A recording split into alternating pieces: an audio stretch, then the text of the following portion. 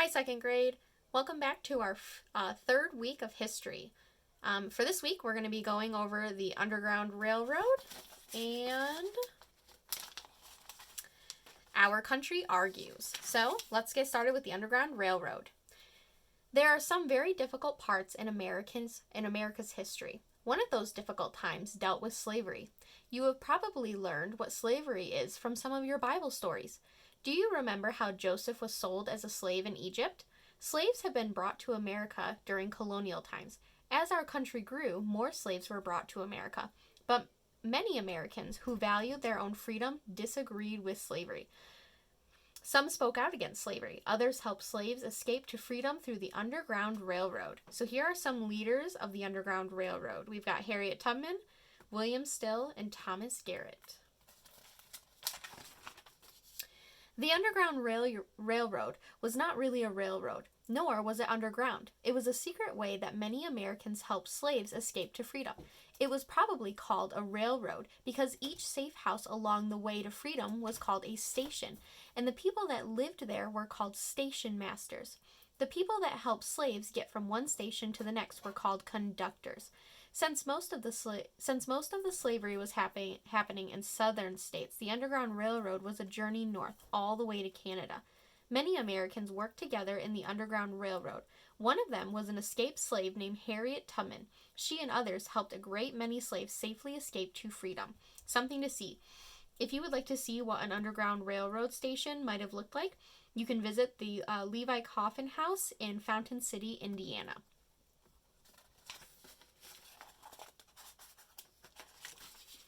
Our Country Argues.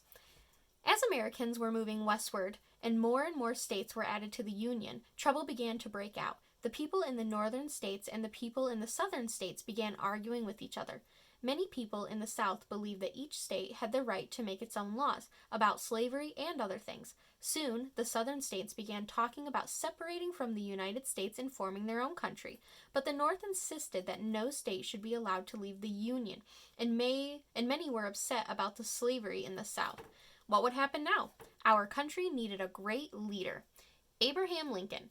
On February 12th, in 1809, a boy was born in a one-room log cabin in Kentucky. His parents were poor farmers. Young Abe Lincoln was kept so busy on the farm that he was not able to go to school much. Instead, he learned all he could by reading books. As he grew older, he worked at different jobs. He was a storekeeper and then a postmaster later. He taught himself law and then became a lawyer. Because he was known for being an honest man, people called him Honest Abe. They knew that they could trust him. Finally, after serving in Congress for a while, Abe Lincoln decided to run for president of the United States. He thought that our country must remain one great nation or it would become weak. He was elected president in 1860. Abraham Lincoln knew that the arguments between the North and the South were hurting America, but he also felt that America could not be strong if not everyone could have freedom. Although he tried hard to stop the arguing, fighting broke out. A very sad time followed when our country fought the Civil War, North against South. Sometimes this war is also called the War between the States. American soldiers fought on both sides of the war. The South fought for states' rights. The North fought to keep our country together. In the end, the North won, and the United States remained one nation. President Lincoln had kept the country together. He made plans to help the people of our country become friends again.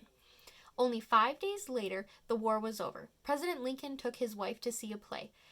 It actually says only 5 days after the war was over. President Lincoln took his wife to see a play.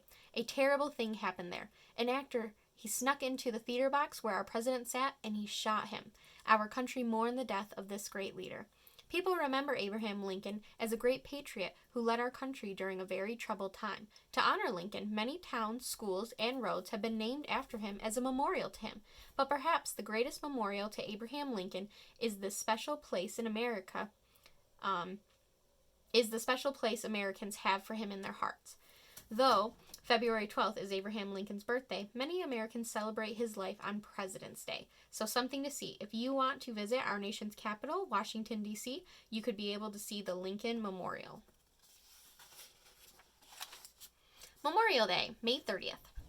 Each year, on the last Monday in May, Americans honor those who have died while protecting our country's freedoms in war. Many Americans decorate graves with beautiful flowers. Let's learn about the very first Decoration Day.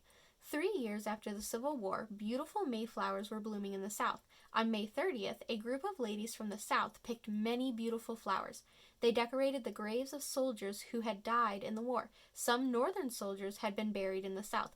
The kind Southern ladies also decorated their graves. The hearts of the Northern people were touched. In the years to come, May 30th was called Memorial Day. At first, Memorial Day honored only soldiers who had died in the Civil War, but since then there have been other wars in other countries where Americans have fought and died. They died protecting the freedoms of other people as well as our own country's freedoms. Memorial Day now honors anyone who has bravely fought and died for our country. Many people also decorate the graves of their loved ones on Memorial Day. And Veterans Day, November 11th. On Veterans Day, we honor all Americans who have served in our country's military. A veteran is a person who has served in the United States Army, Air Force, Navy, Marines, or Coast Guard. Some of our country's veterans are still living, but many are not. Some of those who have died were killed while they were fighting for our country. On November 11th, many towns have Veterans Day parades. Sometimes veterans who are still living march in these parades. Now, a little quick, do you remember? Number 1. Which president worked hard to keep the North and the South together? That's Abraham Lincoln. Number 2. When is Abraham Lincoln's birthday? February 12th. Number 3. On which holiday do Americans honor those who died in war while protecting our freedoms? That would be Memorial Day. Number 4. On which holiday do Americans honor all those living or dead who have served in our country's military? That would be Veterans Day.